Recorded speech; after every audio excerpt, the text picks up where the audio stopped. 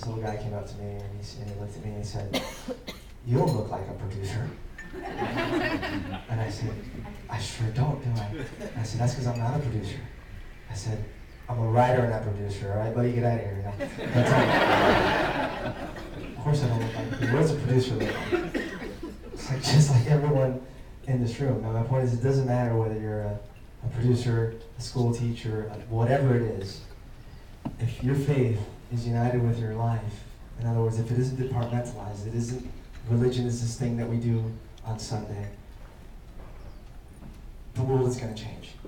And I've seen it, only because God gave me the grace and a couple of knuckleheaded guys in Hollywood to say yes, to cooperate with him.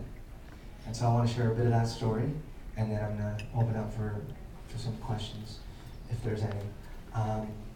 For me, it started I was in law school at USC. I know Tom was wearing his Notre Dame sweatshirt. Did Tom go away? Did he just bring very How's that football team doing there? He went to USC. I was at USC Law School, I'm glad to say. And I was a pretty solid pagan at the time. And as much as I thought, I'm not hurting anybody.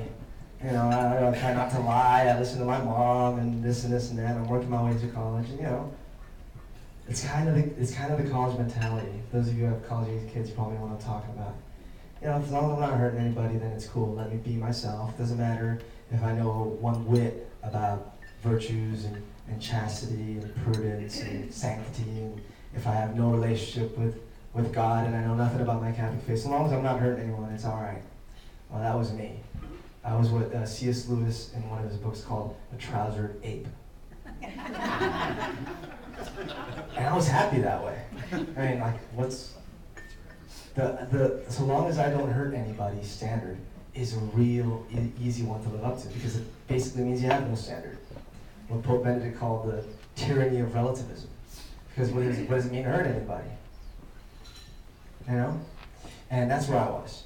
And it wasn't until, by God's amazing grace, that he put me in the classroom with this one professor. I was studying philosophy at the time.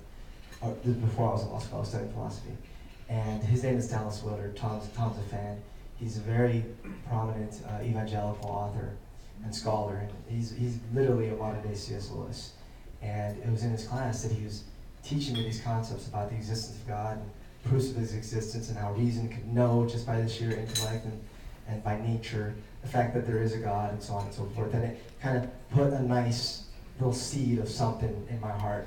Now, I grew up Catholic, and my parents are a Colombian culture, so it's our culture. You're Catholic, that's what you do. You go to Mass on Sundays, which for me, all that meant was squeeze my brother's hand into the Our Father really, really tight, see if I could make him squeeze it. Right? And it also meant be the first to stand up and look around, and then be the first to kneel down and look around, and that sort of thing. Other than that, I had no idea or no real interest in anything that was happening. I mean, the thought of the sacrifice of the Mass and what was going on in the altar didn't even occur to me. It was just a thing that you did. And so by the time, having that deep seed of faith, by the time I got to college, of course, it was snatched away. So like I said, there I was, trousered ape boy, walking around, and all of a sudden, these proofs that St. Thomas put forth of the existence of God started hitting me like, oh my goodness, this stuff could be true. This is crazy. Why don't people know this, right? And more than that, it was when I was in law school. It was in 1999, I remember this the day I die. I was walking by a bookstore, and I decided to pop in, and there was this shelf. You guys know the Penguin Classic series? You guys, a little black spine, a little yellow penguin on there, right? Well, they had this thing. This is 1999, so there was still the pound system in England, where I was studying. And they had this thing, a penguin for a pound, where you can buy a Penguin Classic for a pound. And I figured, I'm in England, let's find out what these Brits know. Let me read all their books, right? So I walked in, and I was going back and forth to this place and picking up these Penguin Classics. And this one day I walked in, and by this time I got totally broke just buying these silly books, and here I'm reading, novels, which, no offense if anyone here is an English literature person, but not my cup of tea, all right? Like Pride and Prejudice and Sense and all that stuff, soap opera stuff, as far as I'm concerned. But I walk in there nonetheless to go back to the till, and I go to this shelf, and it's all Penguin Classics. Right in the middle, there's this green book that's just jutting out, and it clearly it's not meant to be there. And I picked it up, and it said The Problem of Pain by C.S. Lewis. Now, I was a C.S. Lewis fan because of the Chronicles of Narnia when I was a kid.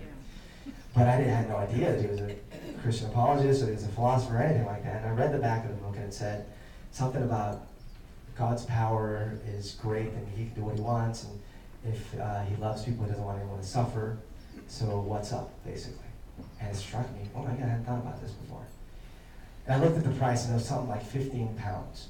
Now for me, that would have been like, that's like a year's worth of wages when you're a student, so I thought there's no way. But hey, it's in the Pound Penguin section. Let me go talk to the lady. And I went up to her, I said, what's up with this book? It was in the Penguin shelf. They're already selling it for £1. She said, oh gosh, no, that's like 15 pounds.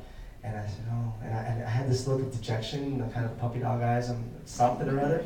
And she took pity, and she said, you know what, just take it for £1. It's great. I got home at 7 in the evening. I finished reading that book at 7 in the morning, and my whole world was turned upside down.